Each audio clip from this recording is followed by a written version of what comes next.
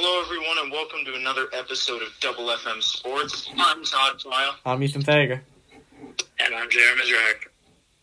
And since last night was the first round of the NFL draft, we're going to break down all 32 picks from the first round for today. But before we get into that, we do have a little bit of news that we need to share with you guys. Because despite sports not really being around, stuff is still happening in the sports world. Most of it tends to be college basketball, whether it's declaring for the draft, high school athletes committing. I mean, there's a number of high-profile athletes that have committed or made announcements, I feel like, in the past, 25 days. I mean, if we want to start out with the least recent, I guess, 4 days ago, one of the guys that I think is a little bit underrated, he was a freshman out of Virginia Tech, Landers Nolly. He transferred to Memphis after a not-so-great year for Virginia Tech. I mean, Memphis has got a great program. Virginia Tech's got a young program, but he just wanted more, so... along the lines of transferring, there's not much when it comes to college, but a big transfer announcement, and it's not really a transfer announcement, but Zaire Wade, the legendary Dwayne Wade's son, will be taking a post-grad year instead of committing to college at Brewster Academy. And number one point guard in the 2022 class, Dior Johnson, he played alongside Josh Christopher this past year at Mayfair. He'll be transferring to Oak Hill Academy. And that's pretty much it for transfers.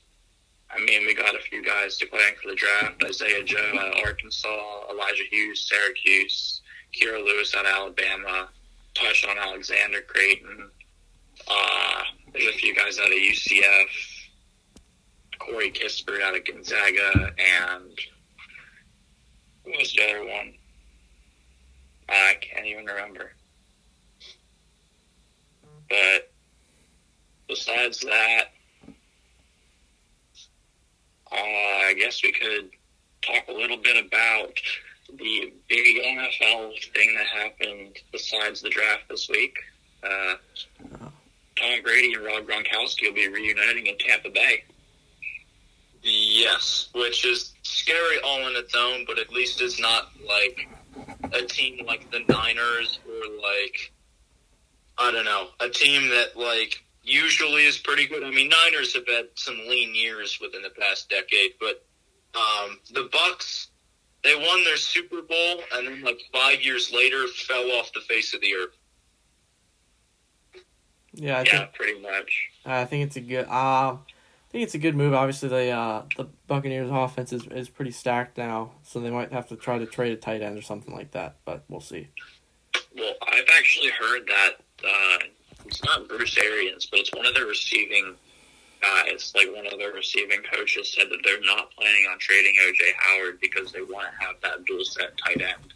Oh, which is kind of interesting. Yeah, that'd definitely not be terrible. I mean, the thing that it kind of worries me, but not, is the fact that we saw this kind of happen with the Browns last year, where they picked up, Odell, Jarvis Landry. They had this like stacked offense. Everyone thought it was gonna be good, and what were they, like 6-10? I mean, you have a little more age with your team here in Tampa Bay, but it's still kind of the same concept, and I hope everything works well for them, but it kind of is a little bit worrying, at least for me. I mean, at the same time, though, you brought up the Browns, and I don't think the Browns' shortcomings last year was a result of them having Jarvis and Odell together. I think that was A, a coaching problem, B, a quarterback problem, which resulted from the coaching problem, and C, a weak offensive line. So I don't think they're going to have the same coaching problem with Bruce Arians. They most certainly aren't going to have a quarterback problem with Brady. And offensive line, I mean, we'll get to this later, but they drafted an O-lineman last night. So as long as they continue to build up that O-line, I think they'll run a different path than the Browns did last year. Yeah. Well, I mean, I don't know if there's any other news that's worth mentioning, so... I got one thing. Oh. I forgot to mention with the college basketball. I forgot Matt Harms, who didn't have a great year at Purdue last year, but he had a good year 2 years ago, is grad transferring to BYU. He chose it over Kentucky and Texas Tech, which is, I don't know about you guys, it seems a little bit weird that he wouldn't go to Kentucky, especially with the fact that guys like Khalil Whitney, Nick Richards, and E.J. Montgomery all have declared for the draft and are expected to not be back. But I don't know, it's just me. Maybe it could be for religious reasons, maybe. I don't know. Yeah. But we'll see how he does. He's 7'3", if you didn't know, so he's a big guy. So it'll be interesting. Yeah. All right. Well, I think it's time to move on to the main event of the show here. We had the NFL draft last night. It was just the first round. Obviously virtual due to the coronavirus going around. So I guess we can get right into it. So with the first pick, obviously the Bengals took Joe Burrow. I mean, I think we're all gonna agree, not really a shock to any of us, I would say. Yeah, I was doing those Instagram graphics that are on our Instagram account, FFM.sportsnetwork. Yes, I am plugging our Instagram on the podcast, but I was doing the graphics, and I told Ethan last night, I said, I've got my Joe Burrow one already made, and I've got the caption typed out. If Joe Burrow doesn't go number one overall, I'm going to be really upset because I already have everything done for it. Yeah, I mean, you heard me say this in the mocks. I mean, I personally would have rather the Bengals taken Chase Young here and stuck with Andy Dalton. Because personally, I'm not sold on Joe Burrow. I think we've only seen one good year out of him. And suddenly, everything, it's like the world is on fire. Because he had this one record-breaking year, but we don't know if that's going to translate to the NFL. We don't know how he's going to perform at all in the NFL, really. I just think there's too many unknowns, whereas Chase Young has been consistent, and I think would fill a definite need for the Bengals, but that's just me. Yeah, I mean, obviously with that being said, Chase Young was picked number 2 by the Redskins, so not too far off from what you were thinking. I mean, like you said, great player. He's been consistent. An absolute freak. If anybody was watching the draft footage, I mean, they were playing his highlights, and I couldn't get over the fact that Chase Young was just, like, ripping apart offensive linemen, getting to the quarterback, deflecting passes, causing fumbles. I mean, he's going to be something special, I think, for the Redskins. Yeah, I totally agree. Yeah, so obviously those first two, not surprising. I don't think pick 3 is that much of a shock either, with the Lions taking Jeff Okudah, Chase Young's teammate out of Ohio State. I mean, this guy was the best corner in the draft this year. He's got excellent man-to-man cover skills. He's just an absolute beast, and obviously with the Lions getting rid of Darius Slay, it's a very good pickup for them. Yeah, I would agree. I think he definitely is the best corner. Now, in the mocks, I did not have the Lions picking him. I actually have been picking Isaiah Simmons, but we'll talk about Isaiah Simmons a little bit later. I thought it was a good pick. I don't know. It would not have been my pick if I was the Lions guys picking. I mean, again, no hate to Jeff Okudah. The guy literally had no penalties on him, no pass interferences, no holdings all year. He's locked down. I'd compare him to Jalen Ramsey when I watch him play. I mean, he's a special guy, just like Chase Young and Joe Burrow. Yeah, I mean,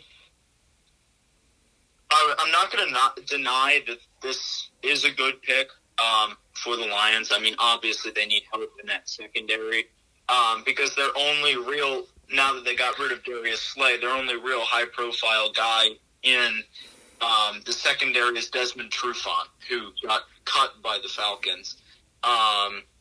So definitely a need. I'm actually kind of surprised that the Lions didn't trade down here, because there was definitely a lot of speculation that they would try and trade out of that pick.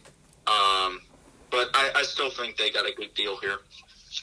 Yeah. Yeah, agreed. And then moving on, the Giants taking O-tackle Andrew Thomas, which, I mean, we knew the Giants were going to take an offensive lineman. I don't know if anyone thought that this would be the O-lineman that they took. I thought Jedrick Wills was the best O-lineman in the draft, but, I mean... Hold on. We all know you thought Jedrick Wills was the best offensive tackle in the draft because he's from Alabama. But if we want to go back to when we had our mock drafts, I actually had Andrew Thomas going for. I thought he was the best tackle. I got that pick right. I mean, sorry, but your Alabama bias didn't work. Yeah, I mean, he's don't get me wrong. Andrew Thomas is a great player, so. Yeah, and I'm not hating on Jedrick Wills either. Yeah. Yeah, I mean, for me, regardless, I still didn't see Andrew Thomas being the 4. I would have seen, like Ethan said, someone like Jedrick Wills or Tristan Wirfs, even Mekhi Becton. But I really wasn't seeing Andrew Thomas at 4. I think maybe he went a little high here, but, I mean, we've really yet to see him play in that Giants environment. So we'll see how that shapes up. All right. Well, moving on to number 5, we have the Miami Dolphins, and as if you didn't know, last year there was a whole thing about Miami tanking for Tua, and obviously. Ethan, I'm sure they've heard about it. I'm sure they have. Okay. Well, anyway, they did take Tua Tagovailoa. I mean, a bit of a risk here, as you all know, Tua did have some injuries last year that needed surgery. So this is a big risk for them, but they must have thought it was worth it. So. Yeah, I mean, it's kind of like high risk, high reward here. I mean, Tua's one of the. I feel like even though there's guys like Chase Young and Joe Burrow, I feel like Tua has a higher ceiling than them. Although he has that, that durability question with his injuries. I mean, besides the hip injury, I'm pretty sure didn't he miss some time before that with an injury on the opposite leg?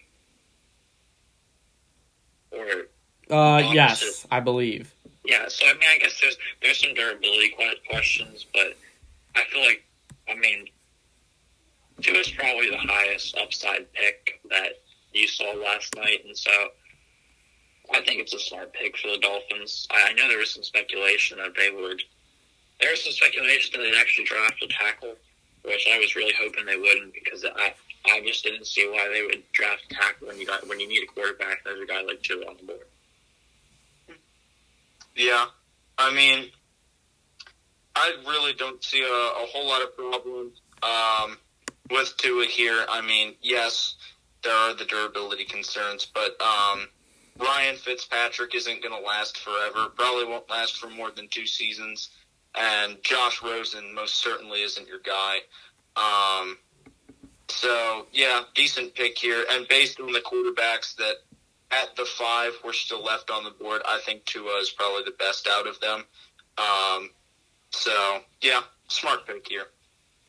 All right. Moving on to the 6, we have the LA Chargers. And they were also in need of a quarterback, so they took the next best thing available, and that was Justin Herbert. So, again, obviously with Phillip Rivers leaving, they needed someone, and I think Justin Herbert is that someone for them. Yeah, I'll second that. I'm looking at my graphic, and I'm realizing this Oregon green does not look too nice with the powder blue of the Chargers logo, but I'm hoping Justin Herbert will look a little bit nicer in that uniform, because I think he's there to stay for LA. I think despite what I said about how good Joe Burrow is in the upside of Tua, I think Justin Herbert's the most pro-ready quarterback at the moment, and I think he's going to fit into that LA system, and he's going to do pretty good things, and watch out for him for Rookie of the Year this current season. I mean, For me, like with Burrow, I'm still not entirely sold on Herbert. I just really haven't seen enough of him yet, and but I could be wrong. I mean, you might recall last year that a somewhat underrated guy also got drafted at 6 as a quarterback, and that was Daniel Jones, who absolutely killed it as a rookie for the Giants. So I could be wrong here. We'll see what happens. I have a feeling he's probably going to split time with Tyrod Taylor. Maybe not, but definitely a likelihood, or at least a possibility. Yeah.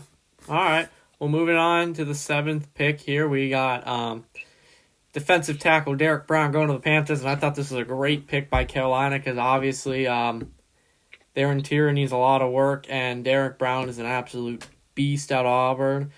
So I think that was a great move for them. Yeah, not obvious pick, but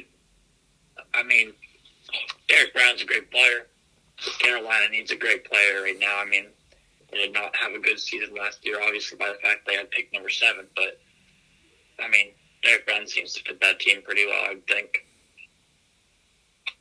Yeah, for me at this point, it comes down to 2 players here. You either take Derek Brown or you take Isaiah Simmons. Little spoiler here, as we saw a pick later, Isaiah Simmons went off the board. But, I really don't have a problem with them taking Derek Brown here, but I feel like someone to fill that linebacker position is also kind of necessary, but they might be able to get someone like, I don't know, Zach Bond later. Yeah, I think so, because, yeah. Anyway, moving on to the 8th pick, as Todd alluded to, the Arizona Cardinals selected Isaiah Simmons. I know JR was over the moon about this pick, and I think he's right. I think this is a good guy. And it says linebacker, but this guy can play safety corner. He can kind of play nearly wherever, so he can play anywhere. So I want to hear JR's thoughts on this pick. Well, Ethan, I was on the phone with you as we were managing the Twitter and Instagram last night, and you heard me basically yelling at the Panthers on pick 7 to please take Derek Brown because I wanted Isaiah Simmons so bad. If I'm going to be honest, this is a little bit of a bold statement because he went at number 8, but I feel like because of his athleticism and versatility, Isaiah Simmons is the 3rd best player in this draft class behind Burrow and Chase Young. So the fact that he fell to 8 to the Cardinals, I really thought the Cardinals were going to have to take an offensive lineman or anybody but Isaiah Simmons pretty much. So the fact that Isaiah Simmons fell at 8, I'm ecstatic about. You bring in DeAndre Hopkins at wide receiver, you bring in Isaiah Simmons at outside linebacker / safety / corner. He basically can do whatever you want besides defensive line, and I'm sure he can rush the passer anyway. So I'm very happy about this pick, if you couldn't tell. Yeah. I think the way I see it is based on needs.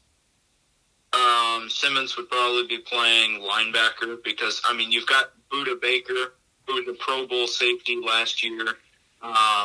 You've got an aging Patrick Peterson, so maybe you could put him at corner, but you definitely need some help at the linebacker position. So I'd say that's probably where you put him. Yeah. Moving on to the Jaguars, taking C.J. Henderson, a cornerback out of Florida. Obviously, getting rid of A.J. Bouye recently and Jalen Ramsey the previous year. You need someone to fill in that spot, and I think C.J. Henderson was the best guy available for them to do that, so I like that pick. Yeah, I do too. When we went through mock drafts, I wasn't 100% sure if C.J. Henderson would be a top 10 pick, but as the draft went on and it got closer and closer to the Jaguars, it just made sense to me, and I agree with the pick at 9 because, like Ethan said, A.J. Bouye is going, Jalen Ramsey left a little bit ago. Again, I'm not trying to disrespect any athletes here, but I don't even know the names of the Jaguars starting corners. So, Darqueze Dennard from the Bengals. shoot, I can't be hating on him. He's an MSU grad. But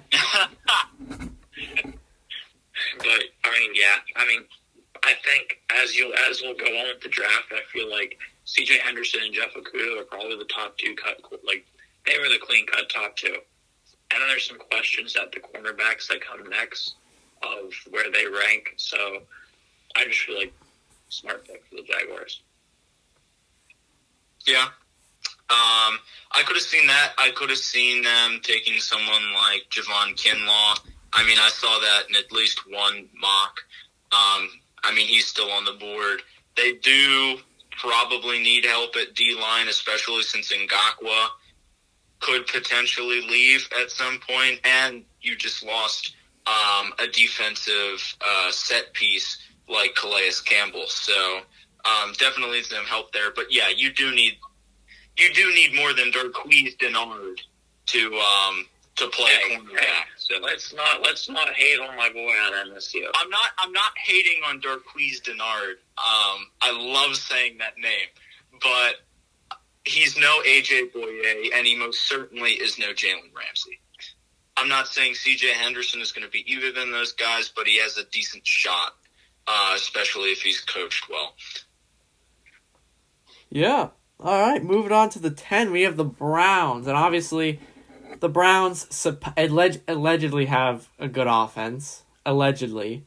What do you mean allegedly? They do. They we said they had a good offense last year, and look what happened. They did have a good offense last year. Their offensive line was just terrible, and that's going to lead you into what you're about to say. And yeah, they took out of Alabama my guy Jedrick Wills, which they need an offensive lineman because obviously their O-lines struggled last year, so I thought this was a good move for them. Yeah, I feel like although I had Andrew Thomas as the top offensive tackle in the mock drafts, between Mekhi Becton, Jedrick Wills, Andrew Thomas, and Tristan Wirfs, they're all pretty, I don't want to say interchangeable, but they're all pretty talented at the same level. So I feel like with the Browns needing an offensive lineman, like Todd said earlier, Jedrick Wills makes sense. I could have seen, Mekhi Becton, Tristan Wirfs, but I don't think it really matters which offensive lineman you take at this point, if it's one of those three. Yeah, and I feel, you talked about all four of those guys, and after Thomas went, Wills, Becton, and Wirfs all were within a span of 4 picks. So, a little, again, spoiler there, but yeah, I think smart move to help bolster that Browns O-line. Like I said in the mocks, I thought it would have been really interesting to see if the Browns had gotten someone like CeeDee Lamb. I just think that would have been kind of a scary wide receiver trio with Lamb, Jarvis Landry, and Odell. But, definitely a smart move to help that O-line. Yeah, and then moving on to the 11th pick, the Jets took Mekhi Becton out of Louisville, so another offensive tackle. This guy's a beast as well. I think it's good bolster to the Jets O-line, which has struggled recently as well. Yeah, he's fast. I'm pretty sure he ran 5'1". He's big. I'm pretty sure he's 364. Yeah, that's big. 364 is pretty big, especially for a 5'1". And my God, is this guy strong. I watched him push a truck during the draft. He literally pushed a truck with stuff in the bag. I think that's kind of a no-brainer when you're talking about if he's good or not. So, smart pick for the Jets. Give Sam Darnold some more time to see those ghosts. I definitely like Mekhi Becton here. He's a man mountain. I meant to say this earlier about the Browns. I actually would have found it kind of interesting. I feel like Becton really would have fit in well with that Browns dog pound kind of attitude. but I don't know. I feel like the Jets had other needs that needed to be addressed here. They made some good O-line decisions in the offseason, and I think really they needed a wide receiver. And when you've got guys, really you have all of the wide receivers still left on the board. You've got Lamb, Judy, Ruggs, Jefferson. I mean, that's the top 4 wide receivers in the draft right there. You could have had your pick of any of them, and you took an alignment, which isn't a bad thing. But after you lose Robbie Anderson in free agency, you're left down to who? Jamison Crowder and Demaryius Thomas? Yeah, that's a good point. I didn't even think about that. They definitely could have used a wide receiver. And so that was kind of surprising. But and speaking of Henry Ruggs, he goes to the Raiders at the 12. Obviously, we knew the Raiders were going to take a receiver. We just didn't know which one. I mean, personally, for me, this pick, I feel like they could have done. I feel like they could have maybe used a Jerry Jeudy or CeeDee Lamb more than Ruggs. But then again, Ruggs is a very speedster. He'll be able to run the deep ball for them. So, I mean, the only problem is Derek Carr is not the best at throwing the deep ball. So, yeah, I mean, I'm pretty sure during our mock drafts we all had them taking a wide receiver. I feel like this is a very Raiders thing to do, a very John Gruden, Mike Mayock thing to do, because they addressed their need, which is wide receiver. But I feel like Henry Ruggs, when you have a choice at all 3 of the receivers that are there, CeeDee Lamb, Jerry Jeudy, and Henry Ruggs, I feel like no one really expected Henry Ruggs to be the first one to go out of the 3 of them. I mean, personally, I think CeeDee Lamb is the best out of those 3. Ethan, you're going to hate this because I'm not only taking CeeDee Lamb over one Alabama receiver, I'm taking him over both of them just because of his pure explosiveness. I mean, CeeDee Lamb is so explosive at Oklahoma. And, I mean, again, no hate on Henry Ruggs. I like that they addressed their needs. I just don't know if I like the way they did. Yeah, that's kind of where I'm at here. I'm going to agree and say that I think CeeDee Lamb is probably the best wide receiver in this draft. And I'm actually not even going to say because of his explosiveness, but the man's hands are insane. And in the words, like I said last time, in the words of, I think, Nate Burleson, he's got a catch radius the size of a garage door. I mean, he honestly reminds me, just in that respect, a little bit of DeAndre Hopkins. So why do you pass up on that for a guy that has been compared to someone like Ted Ginn, who, no hate to Ted Ginn, he's a good speedster, he's still a good receiver, but he's no DeAndre Hopkins, and Ruggs fits into that prototype. I would have taken someone like Lamb, even Jerry Jeudy here, but I don't think Ruggs is the guy. Yeah. All right. Well, then we had a trade. The Buccaneers and the 49ers swapped their 13th and 14th picks, which I okay. And obviously, the Bucs took Tristan Wirfs, which was a very good move for them, seeing as their O-line struggling, and they want a lot of protection for Tom Brady. So, Tristan Wirfs, probably the best O-lineman available at the time, and I thought that was a good pick for them. Yeah, I mean, the trade really didn't make sense to me. Maybe they were afraid that San Francisco would take Tristan Wirfs, and then they would have to settle for one of the not top 4 tackles in the draft, I guess, to protect Tom Brady. It doesn't make much sense to me, the trade itself, but the pick does. I mean, like Ethan said, you got to protect Tom. He's, 40? That's defensive end.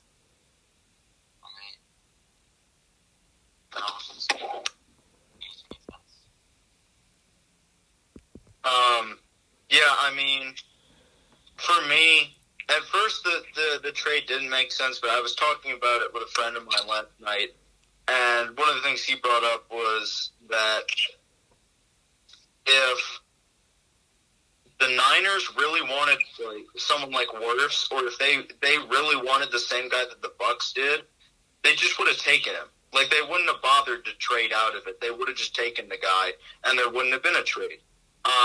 it was probably more where maybe a team like, I don't know, the Dolphins was looking to trade up and get work there. And the Bucks just had to outbid them, and so they just did a little switcheroo with the Niners. But I do like that pick. Yeah. All right. Well, then obviously the Niners up next. Everyone thought they were going to maybe take a wide receiver, but they decided to take a D tackle and Javon Kinlaw, obviously to replace DeForest Buckner, who was traded to the Colts. So I mean, again, maybe should have taken a CD Lamb there, just because I don't know if you have that guy that just can catch everything. Obviously, with losing Emmanuel Sanders, but again, I'm not totally disagreeing with the pick. I think, yes, they need a wide receiver, but for the route they went, I think it was smart. And they went with a D tackle. Javon Kinlaw's the best D tackle besides Derek Brown on this list of guys who were supposed to go in the first round. They're replacing DeForest Buckner, who they got this pick for.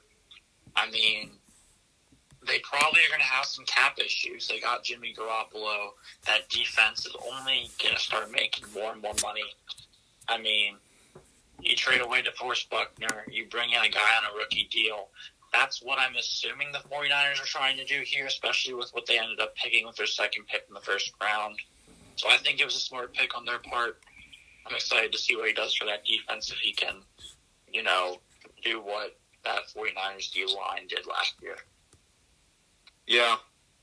I mean, definitely makes sense there. There was also some speculation about them trying to find a successor to Joe Staley. But, I mean, we saw after Wirfs went off the board, there go the top four tackles in the draft. And so then you're left with a bunch of, second tier, I guess, guys. So, yeah, definitely a decent move. I could have seen a wide receiver here, but, I mean, they got a wide receiver later on anyway. Yeah. Moving on, the next pick, the Denver Broncos, they take Jerry Jeudy, wide receiver out of Alabama. I mean, this pick, I feel like at this point they were trying to take what they thought was the best player available. I don't know if I agree with this, because the Broncos do have a solid young receiving core without Jerry Jeudy, but I mean he just adds to them. So, yeah, I know I said CeeDee Lamb was the best, in my opinion, the best player in this draft class when it comes to positional wide receiver, but Jerry Jeudy had comparisons to pros and greats. So, the pick kind of shocked me, not because the Broncos picked Jerry Jeudy, but because Jerry Jeudy fell to 15. I thought he was more of a late single-digit, early double-digit pick, if that makes sense. I just didn't think he would be here at 15. I thought maybe Henry Ruggs would have been here if they were going to go wide receiver. But, good on them. They got Jerry Jeudy. Like I said, he's compared to some of the pros that are, all-time great. So, yeah. I definitely see why they would take a wide receiver here. You got Cortland Sutton, who looks like he's going to have a great career ahead of him, but you don't have a whole lot of people next to him. So you need someone like Jerry Jeudy there. I could have seen CeeDee Lamb too, but one of the big praises for Jeudy as opposed to Lamb is his route running. So maybe that's what they were looking for. I'm just glad that John Elway didn't decide to draft a quarterback again, as he has a habit of doing. Yeah, I think Drew Lock is their guy for now. So, moving on, we have the 16th pick, and this is a pick I wasn't too happy about. The Falcons taking cornerback A.J. Terrell out of Clemson. I thought, I don't know. I just think there's better players out there, especially a safety or something. I don't know. Ethan. I'm sorry, but I'm going to bring up the fact that you're being Alabama biased with that last comment. You said a safety or something because you wanted them to take Xavier McKinney. I am, though, with you. I feel like the first 15 picks, although there were some kind of shockers I didn't have a problem with, I have a major problem with the Falcons taking A.J. Terrell. A.J. Terrell's a good cornerback. He's at Clemson for a reason. He was their number one or number two. But I watched Jamar Chase absolutely pick him apart in the national championship. And it just caused some concerns. I don't know if he's a top half of the first-round pick. I think they could have spent that pick a little bit better. And if they were going to go A.J. Terrell, I think they definitely could have traded out of that pick for a later one. Yeah, definitely agree with that. I think this pick surprised all of us. Yes, there were cornerback needs, but I don't know. There's probably even better cornerbacks that were still on the board. But like we said earlier, after Okudah and Henderson got drafted, the water starts to get a little murky as to who to pick after that. But, I mean, I'm actually going to go with Ethan here on Xavier McKinney. I think that would have been a good choice for them. Falcons need secondary help. I'm just going to throw this out there. Suppose they had taken someone like CeeDee Lamb. That's a scary wide receiver core. Julio Jones, Calvin Ridley, and CeeDee Lamb with Matt Ryan as the quarterback. I don't know. I think that's probably top 5 wide receiver cores in the league. So yeah, I would even go as far as saying that. I mean, Brandon Cooks got traded to the Texans, so it's not anymore. But that's about as scary as the Rams' three-headed duo whenever they were in their prime 2 years ago when the Rams made the Super Bowl. I mean, to have 3 guys that potentially could be your number 1 wide receiver on the same team, that definitely would have been scary. Yeah. Yep. And speaking of CeeDee Lamb, the Cowboys take him at 17, and obviously pairing him with Amari Cooper and Michael Gallup. I feel like there was multiple reasons the Cowboys took this, but I feel like one of the bigger ones was so the Eagles could not get him. I mean, I see that. I know that there's a lot of people jokingly saying that. I don't know if Jerry Jones and I just don't know if he actually did that to get at. I mean, I think he did it purely because, like I've been saying, whenever we mention the other 2 receivers, I think CeeDee Lamb, like Todd said, has amazing hands. He's explosive. He's a playmaker. He's got one of the best yards after catches I'm pretty sure I've seen, at least whenever I watch him play. I don't know what his actual stat is. But he's so shifty. He can catch the ball. I mean, I can't praise him enough. CeeDee Lamb he's special. I've watched him the last 2 years playing college football, and he's definitely going to suit that Cowboys offense. That's going to be a scary offense as well. Yeah, and I think really I'd say this shocked probably all 3 of us that Lamb fell this far. And I think he fell into the lap of the Cowboys. They weren't expecting to have him, and this is one of those where, yes, you take kind of a need, because after Michael Gallup and Amari Cooper, you don't really have a whole lot at wide receiver if you're the Cowboys. So definitely a need there. And when you have a guy as good as Lamb still on the board, it's a no-brainer to take him. I don't see them trying to mess up the Eagles as their primary reason for taking Lamb, but definitely an added bonus. Yeah. All right, moving on. The Miami Dolphins take offensive lineman Austin Jackson out of USC. Obviously, Dolphins O-line not the best, so I don't have a problem with this pick, but yeah, that's the same. I mean, we said there was rumors that the Dolphins would take an offensive tackle instead of Tua at 5, And so, obviously, they were looking for an offensive tackle. The four that we mentioned before that we said were kind of standouts amongst the offensive line class already went. They went with, I guess, what they think was the next best available guy in Austin Jackson. Smart pick to get the offensive line a little bit better, I think, at least. Yeah, definitely agree with the need. And as far as guys on the table, Jackson is probably the next best guy, or at least up there in the next best guys.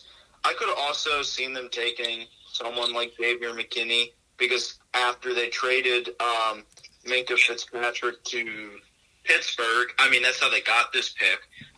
That leaves a hole at safety. I mean, corner, you're good. You've got Byron Jones and you've got Xavier Howard. But in the middle, it's just kind of like a black hole. So you would definitely need someone to shore that up. But I don't have a whole lot of a problem with Austin Jackson here. Yeah. And moving on to the 19th pick, the Las Vegas Raiders take Damon Arnett out of Ohio State, cornerback. Again, obviously Todd said after Okudah and Cedar Henderson, the cornerbacks get a little murky in terms of rankings. But I mean, Damon Arnett, he was a teammate to Jeff Okudah. He's a decent corner. So I mean, I'm not disagreeing with the pick necessarily. I'm gonna go a different route there. We had some questions with AJ Terrell, but at least with AJ Terrell, there were mock drafts that had him going in the first round. I checked probably 10 to 15 mock drafts yesterday before the draft, and not one of them had Damon Arnett in the first round. And I'm not knocking his playing ability because I have watched him play at Ohio State. I've watched some film. He's a good corner. He's there for a reason. He's the backup of Jeff Okudah. So although he is cornerback number 2, he's cornerback to one of the best cornerbacks in the country. But I didn't even see Damon Arnett being a first round pick, let alone top 20. Yeah, same thing here. Honestly, I looked at this pick and I went, who? And again, not to knock Damon Arnett here, but I literally, before last night, had never heard of this guy. And I don't know.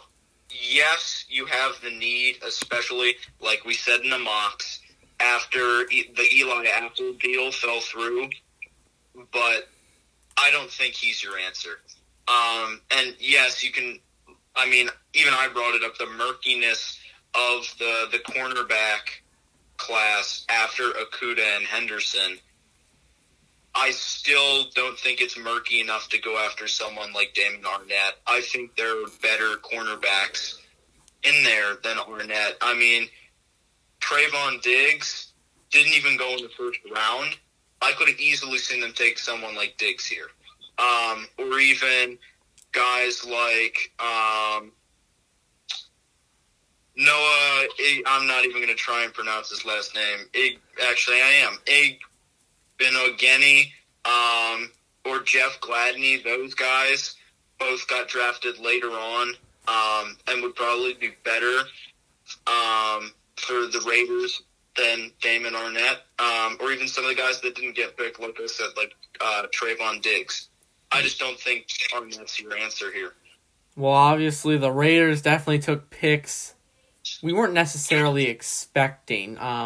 We knew the needs they had, but we didn't know they were going to take those players. So, moving on to pick 20, the Jaguars get an explosive speed rusher, Clavon. Please don't. No, Ethan, please don't say it in your French accent. That's Clavon Chasen. Clavon Chasen, we'll say. I don't know if that's the correct. It's Clavon. There's an apostrophe there, but... Clavon Chasen. All right, Clavon Chasen out of LSU. Honestly, that just makes the Jaguars' defense look scary because obviously you just got C.J. Henderson, you have Miles Jack, you've got Josh Allen, and now you've got this guy. I mean, that's a decent defense there. Obviously, probably not the defense we saw a couple years ago when the Jaguars made the AFC Championship, but still, their defense looks pretty scary. I wouldn't even call it a decent defense. I'd say they're good. I wouldn't say they're great, but they're good. I mean, you got a guy. Now, obviously, they have the problem with Yannick Ngakoue. I mean, you don't really know how it's going to go. But you got, if he stays with the Jaguars, you got him, you got Ngakoue, and you got Josh Allen who can all rush the quarterback. You just picked up C.J. Henderson. You got a decent linebacking core with Miles Jack, and I can't remember the name of the other guy. Shoot. Who is the other linebacker who plays for the Jaguars? I'll look it up. Josh Allen. No. There's another middle linebacker who plays, or not middle linebacker, but Is it Paul Posluszny? I don't know who I'm thinking of. There's another. Their defense, I would say, is good. Yeah. Are you talking about Joe Scobert? No. I mean, he's good too, but that's not who I'm thinking of. Who am I thinking of? Miles Jack. I think you're thinking of Josh Allen because he is a linebacker. Maybe I'm wrong. I can't remember who I'm thinking of. There's a guy that I'm thinking of. Maybe he moved on from the team. I don't know. I could be completely screwing something up here. Yeah, I don't know a whole lot of these guys, so I think that's... Who in the world am I thinking of? Well, we'll figure it out. Anyway, yeah, I don't really have a problem with this pick. I mean, we're talking one of the guys who's looking like probably the best pass rusher after Chase Young. So, yeah, I think smart pick here. Yeah. Next, we got the Eagles, and obviously, a lot of Eagles fans were not necessarily happy with this pick. They took Jalen Reagor out of TCU. Again, it's like the Raiders. They addressed the need, but I think it was in a bad way. Obviously, with a guy like Justin Jefferson still available, I mean, I would have taken Justin Jefferson over Jalen Reagor. I think that your comment about taking Justin Jefferson over Jalen Reagor is a good one, because I would have taken Justin Jefferson over Jalen Reagor too. But I think your comment on the Eagles fans not being happy, it's not a wrong comment. I feel like there are a lot of Eagles fans that aren't happy, but I feel like there's no reason for them not to be. Because when you look at the film, Jalen Reagor was arguably just as explosive as CeeDee Lamb was last year. And it's just because I feel like that TCU hasn't had a good team in a while. They really haven't had that hype, but I think Eagles fans will be a little bit, they'll be a little more accepting when Jalen Reagor's out there making plays like Greg Ward, catching 21 balls in the last 4 games because they simply don't have a wide receiver. I mean, I'm going to go more with Ethan here. I mean, we're all in agreement that they addressed the need, but maybe not in the right way. But I just feel like one of the concerns, at least that I've seen in the media at least, is with Reagor's hands. And, I mean, for an Eagles team that, like you mentioned, was just not catching balls, especially when you talk about young wide receivers like J.J. Arcega-Whiteside, like, no hate on him, but I just remember Eagles fans that I know just, like, literally grimacing at him, just balls bouncing off of his hands. And I don't know, this might bring back some bad memories of last year, especially when you got a guy like Justin Jefferson still on the table. All right, well, moving on to the Vikings, and obviously they got this pick due to the trade with the Buffalo Bills, Stephon Diggs, and they do take Justin Jefferson, which is kind of I would almost say like a replacement to Stephon Diggs. Obviously, with now you got Adam Thielen and Justin Jefferson, that's a pretty decent wide receiving core still. So I like the pick. I would say it's a complete replacement of Stephon Diggs. I think it's exactly what the 49ers had in mind with whenever they took Javon Kinlaw. They traded a guy who wants a lot of money, who's older, for a guy who's younger, who has a good upside. I feel like they did the same thing with Stephon Diggs. They traded a guy who wants a lot of money, he's a little bit older, and now they have a rookie on a rookie contract with Justin Jefferson, who could prove to be a very smart pick for them. Yeah, I would agree with that. I was actually kind of thinking about that. I like this pick. I think he'll be a good replacement for Stephon Diggs, and maybe without all the attitude. Looking now at my clock, we've got 10 minutes left. So let's do a speed round of the last 10 picks here. All right, yeah, let's roll. 23, Chargers take Kenneth Murray out of Oklahoma. Why don't we just say if we like or dislike the pick? So I like this pick. I like this pick. I said it in the mock draft. He's a high guy, so yeah. Yeah, I like this pick. All right, number 24, Cesar Ruiz, center out of Michigan, goes to the New Orleans Saints. Again, addressing the O-line needs. I like this pick. I do not. They took Eric McCoy last year. Kind of speaks for itself. 2 stunners and 2 drops. That's true. I mean, I could go either way on this pick. Yes, you mentioned Eric McCoy. But Ruiz has also played guard, so you could shift him there. Depending on what Sean Payton decides to do, I could go either way. All right, number 25, Brandon Ayuk out of Arizona State goes to the 49ers. Again, they do address the receiver need here, so I like this pick. I do and don't. I think good job addressing the need. I think Denzel Mims might have been the better player. Yeah, I think good job addressing like JR said, good job addressing the need, but I feel like there were better players. I was actually kind of surprised they didn't take someone like Laviska Shenault. But number 26, one of the most interesting picks of the draft. The Green Bay Packers take quarterback Jordan Love out of Utah State. I mean, I've got mixed opinions about this. I'm going to say, I don't know if Aaron Rodgers is necessarily done yet, but I mean, I don't mind this pick. Ethan, I don't know what you're talking about. You hated this pick last night. That is true. I love this pick. I think as soon as the Packers traded for it, I knew they were taking Jordan Love. It just made sense to me as soon as I saw their name. Aaron Rodgers is old, despite the fact that he's still competing. So, the nice young quarterback is about the age that Brett Favre got kicked, or Aaron Rodgers is about the age Brett Favre got kicked out. So, I think we could be seeing that again. Definitely agree with that. I'm not as big of a fan of this, just because I'm not entirely sold on Jordan Love, and I don't know. I feel like there were bigger needs for the Packers, especially at tight end. But yeah. All right, moving on to the 27th pick. We got the Seattle Seahawks taking Jordan Brooks. I think good job addressing the needs again. I would have taken Patrick Queen here over. Yeah, I second that. I would have taken Patrick Queen, but good job addressing the need at middle linebacker. Yeah, I'll make it 3. This is another one of those guys where I looked at his name and I went, who? And yeah, I'd say out of the linebackers that were still on the board, I'd say he not only falls under Patrick Queen, but even a guy like Zach Vaughn. Yeah. All right, well, moving on to the 28th pick, we got the Ravens taking Patrick Queen. I thought it was a good pick.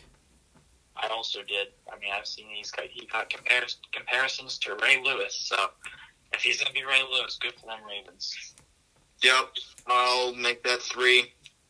Moving on, 29, we got the Titans taking Isaiah Wilson, O-tackle out of Georgia. I thought this was a good pick. I think it's a good pick, but it kind of shocked me that he went in the first round. I didn't even have him in the first round. Didn't see him in many mock drafts, so a little bit of a shocker, but good pick. Yeah, I'm going to say the same thing. You definitely need someone after you lose. Shoot, I forget who they lost, but he went to the Browns.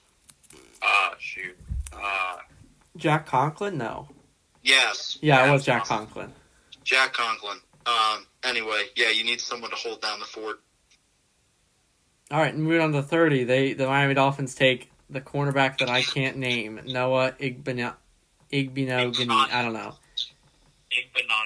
Igbenogany. That's definitely not right, but okay. That's how they said it on the draft.